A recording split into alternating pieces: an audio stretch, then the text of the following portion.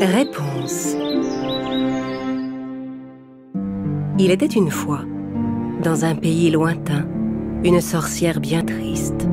La raison de son chagrin était qu'elle ne pouvait pas avoir d'enfant. Elle se disait que si elle avait une fille, elle pourrait lui confier ses plus grands secrets et lui transmettre ses pouvoirs. Un jour, elle prit une décision. Elle enlèverait la première petite fille qui naîtrait dans les environs et l'élèverait comme son propre enfant éloigné du monde. Le pouvoir de ma magie régnera à jamais sur le monde! Non loin de la maison de la sorcière, vivait un couple de jeunes fermiers. Un jour, la jeune femme vint annoncer à son mari une grande nouvelle. Elle s'avança vers lui et lui dit « Nous allons bientôt avoir un enfant. » Malheureusement, leur joie fut de courte durée, car la jeune femme tomba gravement malade. À mesure que les jours passaient, elle perdait de plus en plus de poids. Si elle ne guérissait pas très vite, elle risquait de perdre le bébé. Son mari essaya tous les remèdes, toutes les herbes médicinales qu'il trouva, mais rien n'y faisait. Le dernier médecin qu'ils consultèrent dit au mari qu'il n'y avait qu'un seul moyen que sa femme guérisse. « Écoutez, il y a une sorcière qui vit près d'ici. Elle a une herbe qui peut guérir votre femme. C'est la seule personne qui puisse vous aider. » Le brave homme rassembla tout son courage et alla se présenter chez la vilaine sorcière. Il frappa à sa porte. « Vous osez venir chez moi et frapper à ma porte? Vous devez avoir un problème important. » Ma femme est malade et elle va très mal. J'ai entendu dire que vous aviez en votre possession les meilleurs remèdes pour les cas comme le nôtre. Ah oui? Et pourquoi accepterais-je de vous aider? Je vous en supplie, ne me renvoyez pas. Ma femme est enceinte. Si elle ne guérit pas très vite, je perdrai ma femme et mon enfant. En entendant ces paroles, la sorcière changea d'avis et décida de leur venir en aide.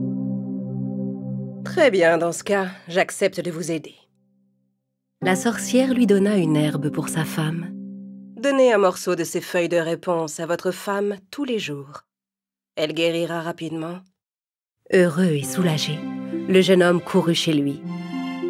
Sa femme mangea un morceau de la plante chaque jour et commença petit à petit à reprendre du poids. Mais au bout de quelques jours, il ne restait plus rien de la plante que la sorcière avait donnée. La jeune femme retomba malade. Cette fois, son état s'aggrava encore plus vite. Son mari n'avait pas le choix. Il fallait qu'il retourne frapper à la porte de la sorcière.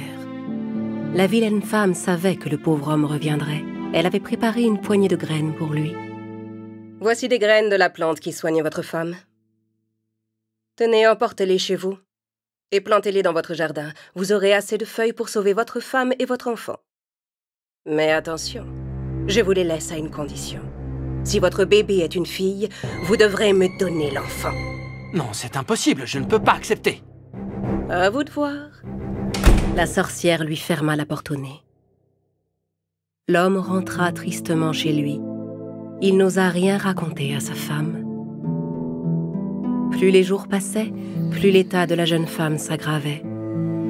Sachant sa femme et son bébé en danger, le pauvre homme n'arrivait plus à dormir. S'il refusait la proposition de la sorcière, il était sûr de perdre la mère et l'enfant. S'il acceptait le marché et que l'enfant était un garçon, il pouvait sauver et sa femme et son fils. Alors il prit sa décision et retourna chez la sorcière pour accepter son offre. Puis il rentra chez lui avec le précieux sachet de graines. L'homme planta les graines que la sorcière lui avait données dans son jardin. En quelques jours, il vit s'épanouir de superbes réponses. Le brave homme donna à sa femme les feuilles pour la soigner. Plus les jours passaient, plus la jeune femme reprenait des forces. Quand elle fut totalement guérie, elle donna naissance à un magnifique bébé. Mais le jeune papa commença à trembler. Quelle jolie petite fille! Le même jour, on fêtait un heureux événement au palais du roi. La reine venait de mettre au monde un charmant petit garçon. Le roi était fou de joie. il avait maintenant un héritier à qui il pourrait un jour confier le royaume. Le roi et la reine étaient très bons et très aimés de leur peuple. Personne ne pouvait alors se douter qu'un jour, les chemins de ces deux enfants seraient amenés à se croiser. La joie du brave paysan et de son épouse fut de courte durée. Le jour de la naissance de leur fille, la sorcière vint frapper à leur porte pour leur réclamer l'enfant. Le couple dut remettre la fillette et lui faire ses adieux. Mon bébé! Elle est à moi maintenant, mais ne vous inquiétez pas, je prendrai bien soin d'elle. Et j'ai décidé de la prénommer Réponse. La sorcière emmena aussitôt le bébé dans une haute tour qui était cachée au cœur de la forêt. Elle monta tout en haut de la tour avec la petite fille. Arrivée dans la chambre qui était tout en haut, la sorcière installa l'enfant dans son berceau. « Ma petite Réponse, comme tu es jolie, mon bébé. » Jour après jour, année après année, Réponse grandit dans cette tour, élevée par la sorcière qu'elle prenait pour sa mère. Pendant la journée, elle descendait jouer dehors, et le soir, elle remontait dans sa petite chambre tout en haut de la tour. La sorcière n'avait jamais coupé les cheveux dorés de Réponse. Chaque jour, elle brossait sa longue chevelure. La fillette appréciait beaucoup ces moments. Les années continuèrent à passer, et Réponse devint une ravissante jeune fille. Un jour, la sorcière s'approcha de la tour et appela Réponse. « Réponse! Réponse, mon enfant! Descends-moi tes cheveux !» Réponse déroula sa longue chevelure. Ses cheveux descendaient jusqu'au sol. « Oh, bien, c'est parfait. » La sorcière emprunta l'escalier pour rejoindre Réponse. Arrivée en haut des marches, elle prononça une formule magique. Soudain, l'escalier commença à s'écrouler. Aucun sort au monde, aucune formule magique ne pourra jamais reconstruire cet escalier.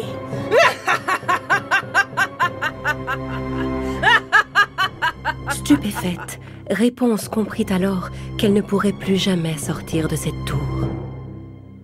La sorcière utilisait les cheveux de Réponse pour descendre de la tour chaque matin. Et le soir, elle revenait au pied de la tour et appelait. « Réponse!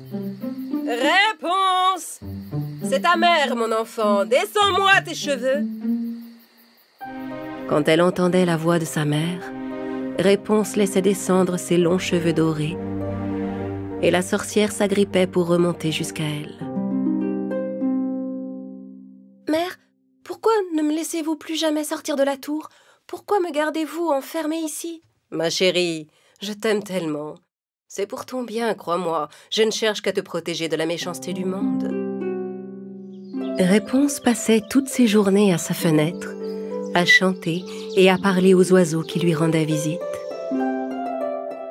Pendant ce temps, dans le palais du roi, le prince qui était né le même jour que Réponse avait grandi et était devenu un beau jeune homme.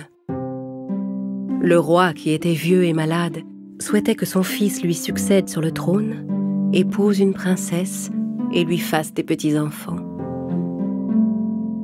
De nombreuses princesses se présentèrent au château, mais le prince ne trouvait dans aucune d'elles la bien-aimée qu'il attendait. Un jour, le prince décida d'entreprendre un voyage dans l'espoir de trouver le véritable amour. Quand il arriva à l'orée du bois où se trouvait la tour de Réponse, il dit à ses gardes « Je ne suis encore jamais entré dans cette forêt. Nous allons la traverser. Nous trouverons peut-être un raccourci. » « Mon prince, c'est une forêt magique. On dit que ceux qui y pénètrent n'en ressortent jamais. » « Vous l'avez dit vous-même. Ce ne sont que de simples on-dit. Entrons, nous verrons bien. » Le prince et ses gardes pénétrèrent dans la forêt. Le prince chevauchait avec assurance, mais ses gardes semblaient plus craintifs. Au bout d'un moment, ils arrivèrent devant la tour où vivait Réponse. Là, ils entendirent la voix de la jeune fille qui chantait. La la la la la, la la la la la la, la la la la la la la la la la la la. Oh, quelle voix ravissante, qui est-ce? Le prince s'approcha de la tour et aperçut Réponse qui chantait à sa fenêtre. Il resta un moment à la contempler avec admiration.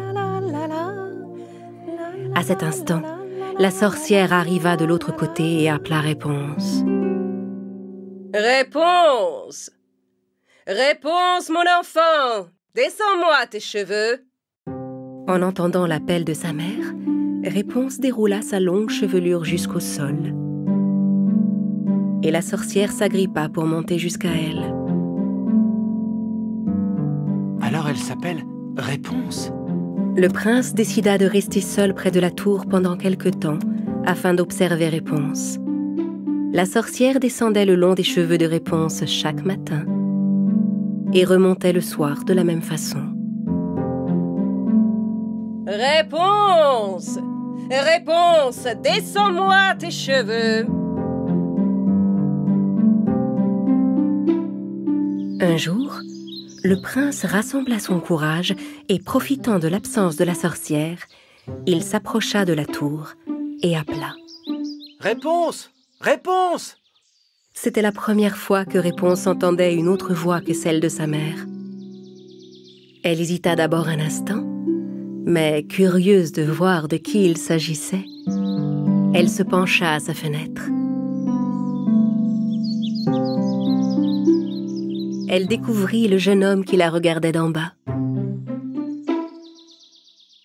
Qui êtes-vous? Comment connaissez-vous mon nom? Je suis le prince de ce royaume. J'ai entendu votre belle voix et j'ai eu envie de vous rencontrer. Je n'ai pas le droit de parler aux étrangers. Allez-vous-en. Je ne vous ferai aucun mal, je vous en donne ma parole. Descendez, j'aimerais vous parler. Je ne peux pas descendre, il n'y a pas d'escalier. À cet instant, Réponse aperçut sa mère qui revenait. Dépêchez-vous, allez-vous-en. Ma mère ne doit surtout pas vous voir. Le prince alla vite se cacher dans les buissons. Arrivé au pied de la tour, la sorcière appela. Alors Réponse déroula ses cheveux et la sorcière monta. Le prince repassa voir Réponse tous les jours et devint peu à peu ami avec elle. Certaine qu'il ne lui ferait aucun mal, elle lui descendit ses cheveux pour le laisser monter. Le prince s'agrippa à sa chevelure dorée et commença à grimper. Réponse était tout émue de voir une personne qu'elle venait à peine de rencontrer se tenir juste devant elle. Mais pourquoi ta mère t'enferme-t-elle dans cette tour? Mère me dit que c'est pour me protéger de la méchanceté du monde. Elle ne veut que mon bien. Mais enfin, c'est ridicule. Comment peut-on enfermer son enfant dans cet endroit? Bien sûr, c'est vrai que le monde peut parfois se montrer cruel et dangereux, mais il est aussi rempli de beauté. Réponse était curieuse de voir si ce que disait le prince était vrai. Elle n'avait qu'un seul désir, c'était de sortir et de découvrir le monde. Alors les deux jeunes gens décidèrent de s'enfuir ensemble.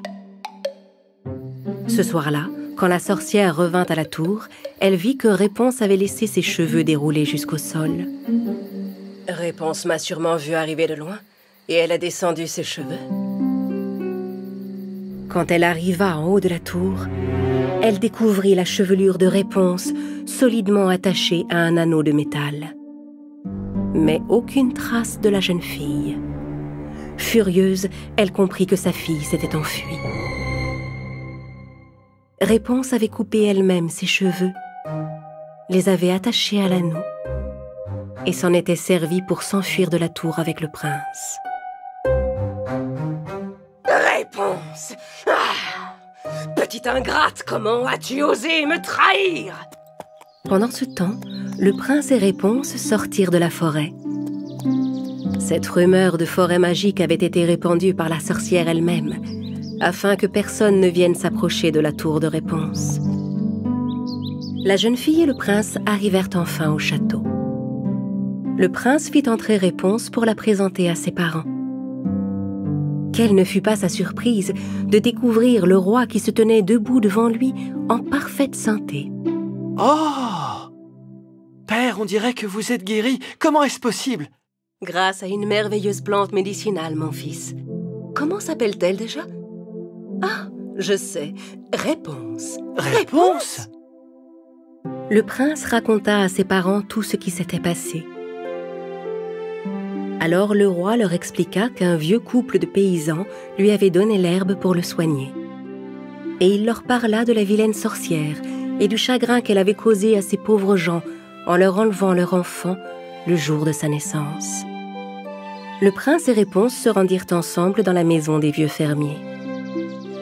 Dès qu'elle aperçut la jeune fille aux cheveux dorés, la femme comprit qu'il s'agissait de sa petite Réponse qu'on lui avait arrachée. « Ma fille! Oh, ma fille! C'est toi enfin, je t'ai retrouvée! »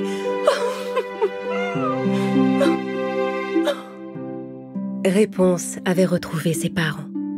Ils lui racontèrent son histoire depuis le tout début. Peu après, Réponse et le prince se marièrent et vécurent heureux pour toujours.